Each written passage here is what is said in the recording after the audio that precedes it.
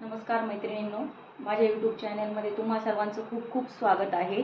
तर सध्या उन्हाळ्याचे दिवस चालू आहेत, तर काहीतरी थंडगार पिऊशी वाटतं आपल्याला। तर आपण आज पन्ह्याची रेसिपी बघणार आहोत, चिंचेचं पन्ह्याची रेसिपी बघणार आहोत। तर चला साहित्य बघूया। आपण ही काळी चिंच घेतलेली आहे। ही चिंच आपण तिच्यातल्या चिंचोक्या वगैरे काढून एकदम व्यवस्थित आणि मग अशी घेतलेली आहे।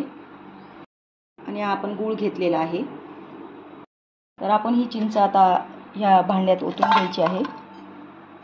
हा गूळ पण त्यात टाकून घेणार आहोत सर्व।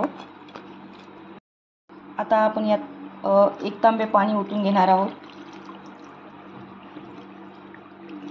ह्या प्रकारे थोडंसं आपण हे एकजीव करून घेणार आहोत।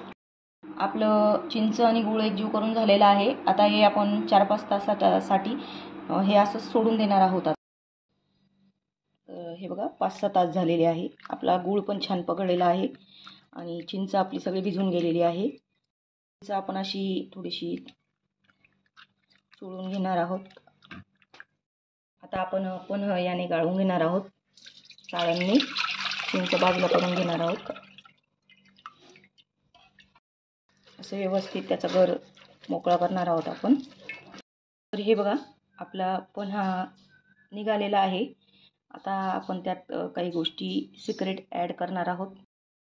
आता यात आपण थोडीशी जिरे पावडर मिक्स करणार आहोत, कारण जर आपल्याला आणि हे काळं मीठ ॲड करणार आहोत।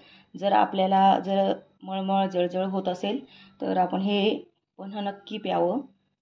एखाद्याचं पोट वगैरे बिघडलं असेल हेवी जेवण केल्यावर, तर हे ड्रिंक नक्की प्यावं पन्ह्याचं। व्यवस्थित हलवून घ्यायचं आहे। हे सगळं व्यवस्थित हलवून झालं की आपलं पन्ह रेडी झालेलं आहे। तर नक्की ट्राय करा माझी रेसिपी पन्ह्याची। जर माझे व्हिडिओ आवडत असतील तर माझ्या चॅनलला सबस्क्राईब करा, लाईक्स करा, कमेंट करा। धन्यवाद।